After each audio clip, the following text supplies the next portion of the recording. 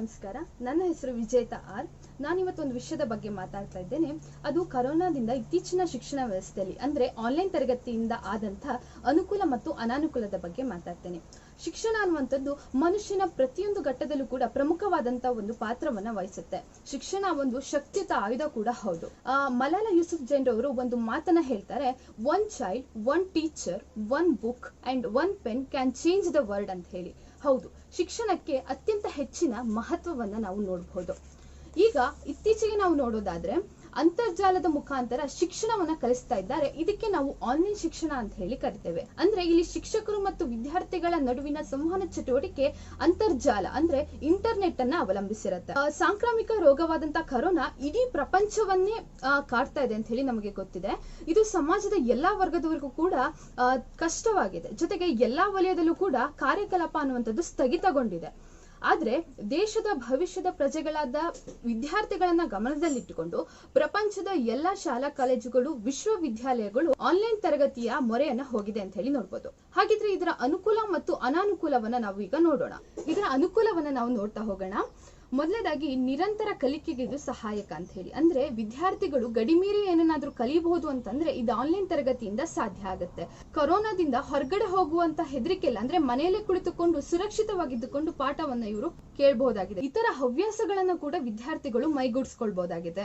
ಜೊತೆಗೆ ಇಲ್ಲಿ ಏನಾಗುತ್ತೆ ಅಂದ್ರೆ ಸಮಯ ಅನ್ನುವಂಥದ್ದು ಉಳಿತಾಯ ಆಗತ್ತೆ ಅಂತ ಹೇಳಿದ್ರೆ ಶಾಲಾ ಕಾಲೇಜಿಗೆ ಹೋಗಿ ಬರುವಂತ ಸಮಯ ಏನಿತ್ತು ಆ ಸಮಯ ಇಲ್ಲಿ ಉಳಿತಾಯ ಆಗೋದ್ರಿಂದ ವಿದ್ಯಾರ್ಥಿಗಳಿಗೆ ಹೆಚ್ಚಿನ ಸಮಯಾವಕಾಶ ಅನ್ನುವಂಥದ್ದು ಆನ್ಲೈನ್ ತರಗತಿ ಮೂಲಕ ಸಿಗ್ತಾ ಇದೆ. ವಿದ್ಯಾರ್ಥಿಗಳು, ಶಿಕ್ಷಕರು ಮತ್ತೆ ಪೋಷಕರಿಗೆ ಹೊಸ ಹೊಸ ತಂತ್ರಜ್ಞಾನದ ಒಂದು ಜ್ಞಾನ ಅನ್ನುವಂಥದ್ದು ಸಿಗ್ತಾ ಇದೆ ಅಂತ ಹೇಳಿ ನೋಡ್ಬೋದು. ಅದ್ರ ಜೊತೆಗೆ ಶಿಕ್ಷಕರು ಪೂರಕವಾದಂತಹ ಒಂದು ಸಂಪನ್ಮೂಲಗಳನ್ನ ಬಳಸಿಕೊಳ್ಳುವುದರ ಮೂಲಕ ಅಂತ ಹೇಳಿದ್ರೆ ಉದಾಹರಣೆ ಕೊಡೋದಾದ್ರೆ ಗ್ರಾಫಿಕ್ ಅನ್ನ ಯೂಸ್ ಮಾಡೋದಾಗಿರ್ಬೋದು, ಡಿಜಿಟಲ್ ಬೋರ್ಡ್ ಗಳನ್ನ ಯೂಸ್ ಮಾಡೋದಿರ್ಬೋದು, ಜೊತೆಗೆ ಸ್ಮಾರ್ಟ್ ಬೋರ್ಡ್ ಗಳನ್ನ ಯೂಸ್ ಮಾಡೋದ್ರ ಮೂಲಕ ವಿದ್ಯಾರ್ಥಿಗಳಿಗೆ ಶಿಕ್ಷಣವನ್ನ ಕಲಿಸ್ತಾ ಇದ್ದಾರೆ ಅಂತ ಹೇಳಿ ನೋಡ್ಬೋದು. ಇದಿಷ್ಟು ಅನುಕೂಲ ಆಗಿದೆ. ಈಗ ಅನಾನುಕೂಲದ ಬಗ್ಗೆ ಮಾತಾಡೋಣ. ಮೊದಲನೇದಾಗಿ ಶಾಲಾ ಕಾಲೇಜಿನಲ್ಲಿ ಕುಳಿತು ಕಲಿಯುವ ರೀತಿಯಲ್ಲಿ ಮಕ್ಕಳು ಇಲ್ಲಿ ಆನ್ಲೈನ್ ತರಗತಿಯಲ್ಲಿ ಕೇಳಲಿಕ್ಕೆ ಸಾಧ್ಯ ಇಲ್ಲ. ಅಂದ್ರೆ ಶಿಕ್ಷಕರೊಟ್ಟಿಗಿನ ಚರ್ಚೆ ಆಗಿರ್ಬೋದು, ಏನಾದ್ರೂ ಡೌಟ್ಸ್ ಇದ್ರೆ ಅದನ್ನ ಸ್ನೇಹಿತರೊಟ್ಟಿಗೆ ಚರ್ಚೆ ಮಾಡೋದು ಇಲ್ಲಿ ಸಾಧ್ಯ ಆಗೋದಿಲ್ಲ ಅಂತ ಹೇಳಿ ನೋಡ್ಬೋದಾಗಿದೆ. ಆಮೇಲೆ ತಾಂತ್ರಿಕ ದೋಷದ ಕಾರಣದಿಂದ ಶಿಕ್ಷಕರು ಮತ್ತು ವಿದ್ಯಾರ್ಥಿಗಳ ನಡುವಿನ ಸಂವಹನ ಅನ್ನುವಂಥದ್ದು ಪರಿಣಾಮಕಾರಿಯಾಗಿ ಇರೋದಿಲ್ಲ ಅಂತ ಹೇಳಿ ನೋಡ್ಬೋದು. ಅಂದ್ರೆ ಮಕ್ಕಳು ಪಾಠ ಕೇಳದೆ ಡೈವರ್ಟ್ ಕೂಡ ಆಗ್ಬೋದು ಬೇರೆ ವಿಷಯದ ಬಗ್ಗೆ.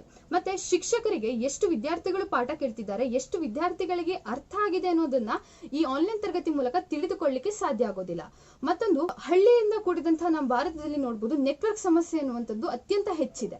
ಹಾಗಾಗಿ ಇಲ್ಲಿ ವಿದ್ಯಾರ್ಥಿಗಳಿಗೂ ಹೌದು ಮತ್ತೆ ಶಿಕ್ಷಕರಿಗೂ ಕೂಡ ನೆಟ್ವರ್ಕ್ ಸಮಸ್ಯೆಯಿಂದಾಗಿ ಅಡೆತಡೆ ಉಂಟಾಗ್ತಿದೆ ಅಂತ ಹೇಳಿ ನೋಡ್ಬೋದು. ವಿದ್ಯುತ್ ವ್ಯತ್ಯಯ ಕೂಡ ಆನ್ಲೈನ್ ತರಗತಿಗೆ ತಡೆಯನ್ನ ಉಂಟು ಮಾಡ್ತಿದೆ ಅಂತ ಹೇಳಿ ನೋಡ್ಬೋದು.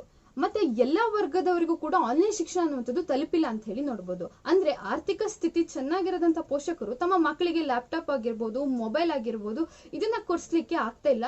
ಹಾಗಾಗಿ ಆನ್ಲೈನ್ ಶಿಕ್ಷಣ ಅನ್ನುವಂಥದ್ದು ಸ್ವಲ್ಪ ಬಡ ವರ್ಗದವರಿಗೆ ತೊಂದರೆಯನ್ನ ಉಂಟು ಮಾಡ್ತಿದೆ.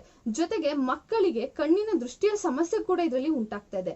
ಒಟ್ಟಾರೆಯಾಗಿ ಹೇಳೋದಾದ್ರೆ ಮಕ್ಕಳ ಒಂದು ಸಮಗ್ರ ಅಭಿವೃದ್ಧಿಗೆ ಅಂದ್ರೆ ಸಮಗ್ರ ಬೆಳವಣಿಗೆಗೆ ಇದು ಅಡ್ಡಿಯನ್ನ ಉಂಟು ಮಾಡಿದೆ. ಮಕ್ಕಳು ಶಾಲಾ ಕಾಲೇಜಿನಲ್ಲಿ ಹೋಗಿ ಪಠ್ಯದ ಜೊತೆಗೆ ಪಠ್ಯೇತರ ಚಟುವಟಿಕೆಗಳಲ್ಲಿ ಕೂಡ ಭಾಗವಹಿಸ್ತಾ ಇದ್ರು. ಆದ್ರೆ ಆನ್ಲೈನ್ ಶಿಕ್ಷಣದಿಂದಾಗಿ ಕೇವಲ ಪಾಠವನ್ನ ಮಾತ್ರ ಕೇಳುವಂತ ಪರಿಸ್ಥಿತಿ ಇದರಲ್ಲಿ ಉಂಟಾಗಿದೆ. ಇದಿಷ್ಟು ಅನಾನುಕೂಲ ಆಗಿದೆ ಅಂತ ಹೇಳಿ ನೋಡ್ಬೋದು. ಇನ್ನು ಸರ್ಕಾರ ಆನ್ಲೈನ್ ಶಿಕ್ಷಣದ ಬಗ್ಗೆ ಒಂದಿಷ್ಟು ಗಂಭೀರವಾದಂತಹ ಯೋಚನೆಯನ್ನ ಮಾಡಬೇಕಾಗಿದೆ. ಅಂತ ಹೇಳಿದ್ರೆ ದೇಶದ ಪ್ರತಿಯೊಂದು ಹಳ್ಳಿಗೂ ಕೂಡ ಮೊಬೈಲ್ ನೆಟ್ವರ್ಕ್ ಆಗಿರ್ಬೋದು, ಆಮೇಲೆ ಇಂಟರ್ನೆಟ್ ಸೌಲಭ್ಯ ಇರ್ಬೋದು, ಕಂಪ್ಯೂಟರ್ ಇರ್ಬೋದು, ಲ್ಯಾಪ್ಟಾಪ್ಗಳು ಪ್ರತಿಯೊಬ್ಬ ವಿದ್ಯಾರ್ಥಿಗೂ ದೊರಕಿಸಿಕೊಡುವಂತೆ ಮಾಡಬೇಕು. ಅಂದ್ರೆ ಯಾವ ಮಕ್ಕಳಿಗೆ ಮೊಬೈಲ್ ಆಗಿರ್ಬೋದು, ಲ್ಯಾಪ್ಟಾಪ್ ಆಗಿರ್ಬೋದು ಕೊಳ್ಳುವ ಶಕ್ತಿ ಇರೋದಿಲ್ಲ, ಕಡಿಮೆ ಬೆಲೆಗಾದ್ರೂ ಕೂಡ ಕೊಡುವಂತೆ ಮಾಡಿ ಆನ್ಲೈನ್ ಶಿಕ್ಷಣವನ್ನ ಯಶಸ್ವಿಯಾಗಿಸಲಿಕ್ಕೆ ಸಾಧ್ಯ ಅಂತ ಹೇಳಿ ಹೇಳ್ಬೋದಾಗಿದೆ. ಈ ಆನ್ಲೈನ್ ಕ್ಲಾಸ್ ಎಷ್ಟೇ ಸಾಧಕ ಬಾಧಕಗಳನ್ನ ಹೊಂದಿದ್ರೂ ಕೂಡ ಮನುಷ್ಯ ಎಂತದೇ ಸಂದರ್ಭದಲ್ಲೂ ಕೂಡ ಒಗ್ಗಿಕೊಳ್ಳಬಲ್ಲ ಎಂಬುವಂತಹ ಒಂದು ಧೈರ್ಯವನ್ನ ನೀಡ್ತಾ ಇದೆ ಅಂತ ಹೇಳಿ ನೋಡ್ಬೋದು. ಅವಕಾಶಕ್ಕಾಗಿ ಧನ್ಯವಾದಗಳು.